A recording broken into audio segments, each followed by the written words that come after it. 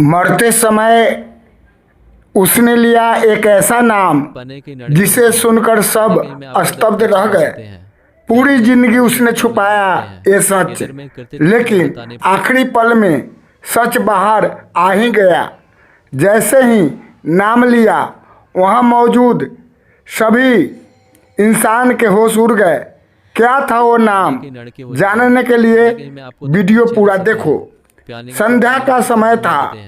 आकाश में सूरज की अंतिम किरणें धीरे धीरे विलीन हो रही थी। हवा में एक अजीब सी शांति थी, जैसे प्रकृति खुद किसी बड़े सत्य के प्रकट होने का इंतजार कर रही हो।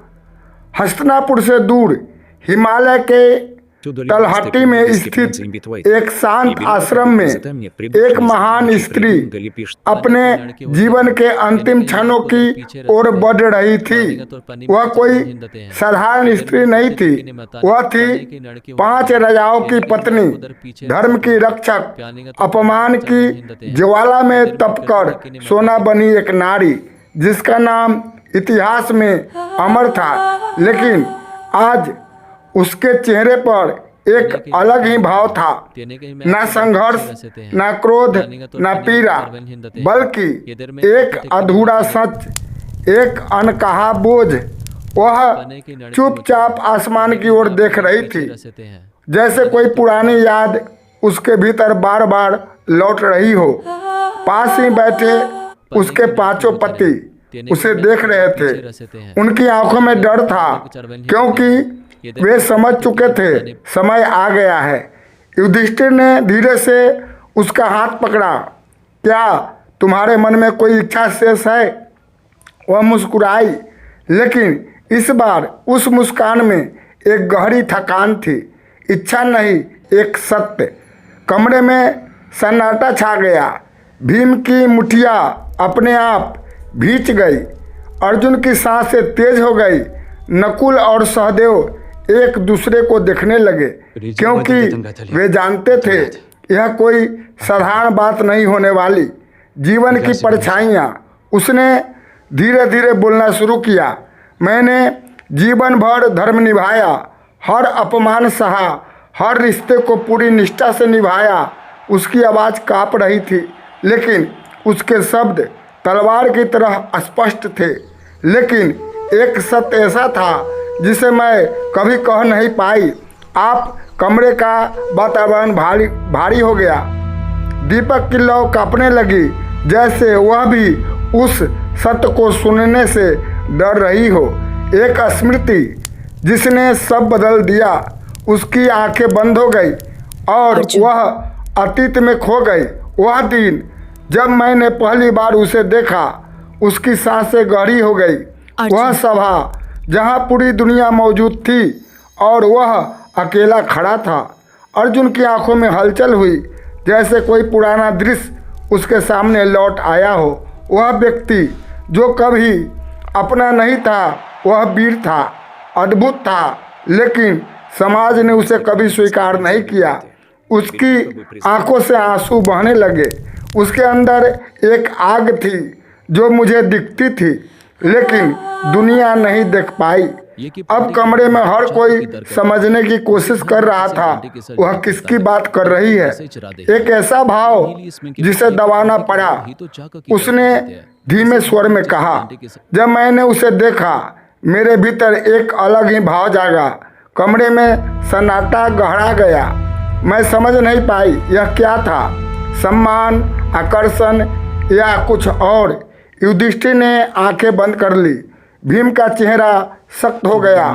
अर्जुन अब पूरी तरह स्तब्ध था। कर्तव्य बनाम भावना, लेकिन मैंने उस भाव को कभी अपने कर्तव्य से ऊपर नहीं आने दिया। उसकी आवाज़ में गर्व था। मैंने अपने धर्म का पालन किया, अपने पतियों के प्रति निष्ठावान रही और उस भावना को अपने भीतर ही दफना दिया। वह नाम जिसने सब बदल दिया। अब वह क्षण आ चुका था जिसका सब इंतजार कर रहे थे। उसने धीरे से आंखें खोली और बहुत धीमी आवाज में कहा, वह जिसे मैंने कभी अपना नहीं कहा, लेकिन जिसने मेरे मन को सबसे अधिक छुआ। कमरे में हर सांस थम गई और फिर उसने वह नाम लिया, कर्ण। सन्नाटा जो गूंज बन गया उस एक शब्द के साथ, जैसे समय रुक गया। भीम पीछे हट गया। नकुल और सहदेव के चेहरे पर अविश्वास था। युधिष्ठिर शांत थे लेकिन भीतर से हिल चुके थे, और अर्जुन, उसके चेहरे पर एक अजीब सी चुप्पी थी, सत्य की गहराई। यह कोई पाप नहीं था, उसने कहा, यह केवल एक भावना थी जिसे मैंने कभी कर्म नहीं बनने दिया। मैंने कभी अधर्म नहीं किया, लेकिन आज मैं इस सत्य के साथ जाना नहीं चाहती थी। स्वीकार की शक्ति। कुछ क्षणों बाद युधिष्ठिर बोले, आज मैंने एक नया धर्म सीखा है। धर्म केवल कर्मों से नहीं, भावनाओं की पवित्रता से भी तय होता है। भीम ने सिर झुका लिया। तुमने हमें कभी धोखा नहीं दिया, तुम और महान हो गई हो। अर्जुन ने धीरे से कहा, हमने तुम्हें कभी पूरी तरह समझा ही नहीं। मुक्ति का क्षण। अब उसकी सांसें धीमी हो चुकी थी, लेकिन उसके चेहरे पर एक अद्भुत शांति थी, जैसे वर्षों का बोझ उतर गया हो। उसने आखिरी बार कहा, अब मैं मुक्त हूँ, और उसके ओठों पर हल्की मुस्कान आ गई। कुछ ही क्षणों में उसकी सांस थम गई, एक सिक जो अमर हो गई।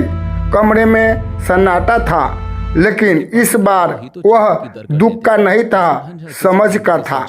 पांडव अब बदल चुके थे। उन्होंने समझ लिया, इंसान केवल अपने कर्म नहीं होता, वह अपने भीतर की लड़ाइयों का भी परिणाम होता है। यह कहानी हमें क्या सिखाती है?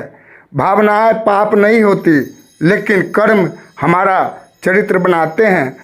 सच्चाई को स्वीकार करना ही सबसे बड़ी मुक्ति है, और शायद आपके अंदर भी कोई ऐसा सच छिपा है जो आपने कभी किसी से नहीं कहा। क्या आप उसे स्वीकार कर पाएंगे?